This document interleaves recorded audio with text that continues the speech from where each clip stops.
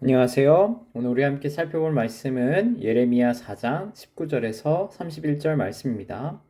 오늘 말씀에서 예레미야는 이스라엘에게 임박한 심판으로 말미암아 이스라엘이 슬퍼하고 애통하게 될 것을 말하고 있습니다.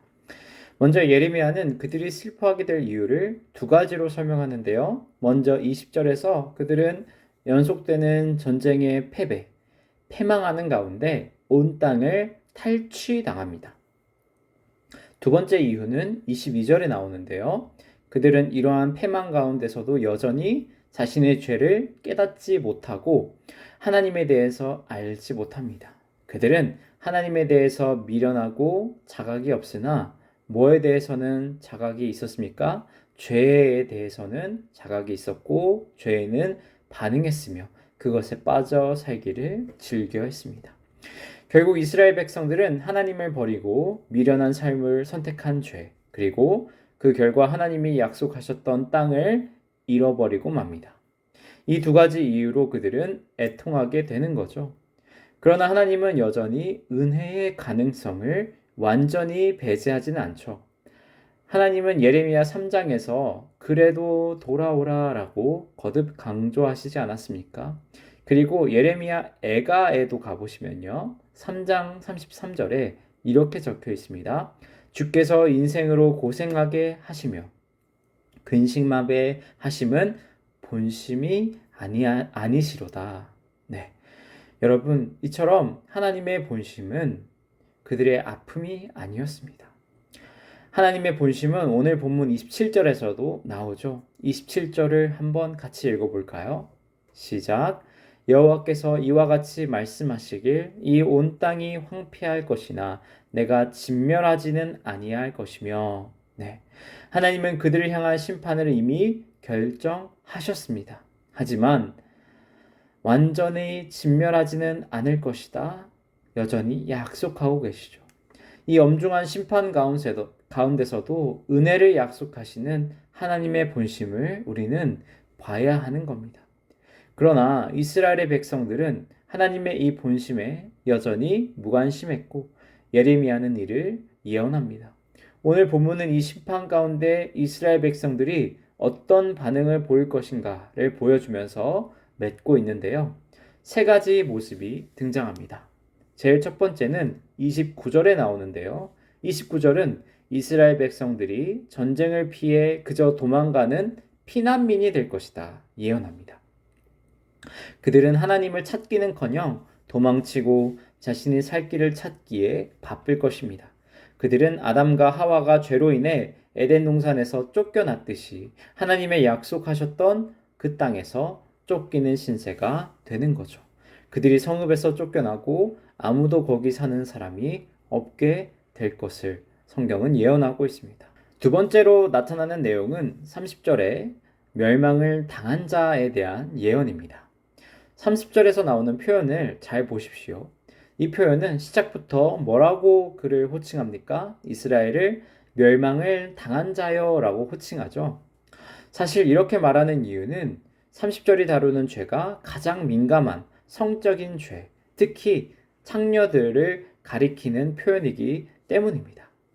30절의 예언은 뒤늦게 그녀들이 자신을 붉은 옷으로 감싸고 금장식으로 단장하고 눈화장을 하지만 이미 늦었다 얘기하고 있습니다. 여기서 우리는 붉은 옷에 대해서 관심을 가져야 하는데요. 이 붉은 옷은 히브리어로 샤니입니다. 진홍색이란 뜻인데요. 이 단어는 같은 기생이었지만 완전히 다른 결과를 얻었던 기생 라합을 떠올리게 합니다. 기생 라합은 붉은 줄을 자신의 집 창문에 걸면서 온 가족의 구원을 얻을 수 있었죠. 심지어 그녀는 믿음으로 예수님이 태어나게 되는 족보에까지 들어가게 되지 않았습니까? 그럴 수 있었던 이유는 뭡니까? 기생 라합이 더 뛰어났기 때문에? 아니죠. 그저 그 기생 라합의 마음에는 하나님을 두려워하는 마음이 있었고 그것이 나아가 예수 그리스도를 믿고 받아들이는 신앙으로 발전되었기 때문에 그런 일이 있을 수 있던 것이죠. 오직 믿음으로 있을 수 있었던 일입니다. 여기서 샤니는 예수 그리스도께서 흘리실 보혈의 피를 상징하는 것이기도 합니다. 그러나 예레미야서에서는 더 이상 그 기생 라합에게 임했던 하나님의 은혜가 임하지 않고 있습니다. 왜 여기서는 시온의 딸들에게 하나님의 은혜가 동일하게 임하지 않았을까요? 왜 그렇습니까? 그들은 급히 음란함을 가려보려고 붉은 옷을 입고 금장식을 해보지만 그들의 중심에는 예수 그리스도를 향한 믿음이 더 이상 없었던 것이죠. 그러므로 은혜가 미치지 못합니다. 예수 그리스도의 피에 대한 감사와 회개는 온데간데 없고 온전히 타락한 그들의 핏값만이 남아있을 뿐인 것이죠. 마지막으로 31절을 보겠습니다. 여기서는 해산하는 고통으로 이스라엘의 미래를 예언합니다.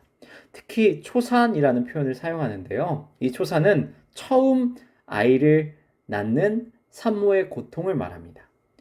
아주 고통스러운 것이죠. 이처럼 이스라엘 백성들이 고통스러워할 것이다 말씀하는 겁니다.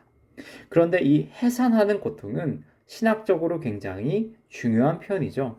성경 곳곳에서 이 해산하는 고통을 사용하고 비유에 쓰는데요. 이는 아주 큰 고통을 표현할 때 비유적으로 사용됩니다. 그러나 이 안에는 복음적인 내용도 함께 있습니다. 바로 예수님이 직접 이 내용을 설명해 주시는데요. 요한복음 16장 21절에 가보시면 예수님은 이렇게 말씀하십니다. 여자가 해산하게 되면 그때가 이르렀으므로 근심하나 아기를 낳으면 세상에 사람 난 기쁨으로 말미암아 그 고통을 다시 기억하지 아니하느니라. 네. 해산의 고통은 가장 인간이 겪을 수 있는 극심한 고통 중 하나지만 가장 큰 기쁨이 동반되는 아픔임을 기억해야 하는 거죠. 우리가 이 아픔을 통해 사랑하는 자녀를 낳았을 때 그 고통은 다시 기억되지 않을 것이다. 성경은 말합니다. 이유가 있는 고통이라는 것이죠. 이 아픔이 나를 성장시키고 하나님의 사랑을 깨닫게 합니다. 그리고 예수님은 이 아픔에 동참하셨습니다.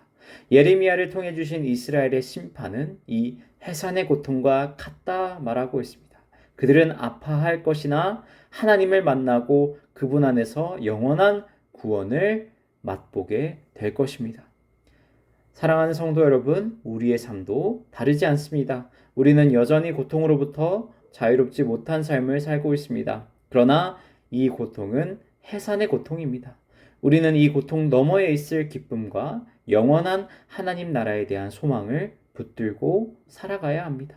예수님이 약속하신 하나님의 영적인 자녀가 되는 기쁨을 오늘 하루도 소망하면서 예레미야의 경고를 가슴속에 새기고 죄는 멀리 해야겠습니다. 그러므로 하나님의 기쁨이 되는 자녀들이 되는 우리 나눔교회가 되기를 축복하고 기도합니다. 아멘.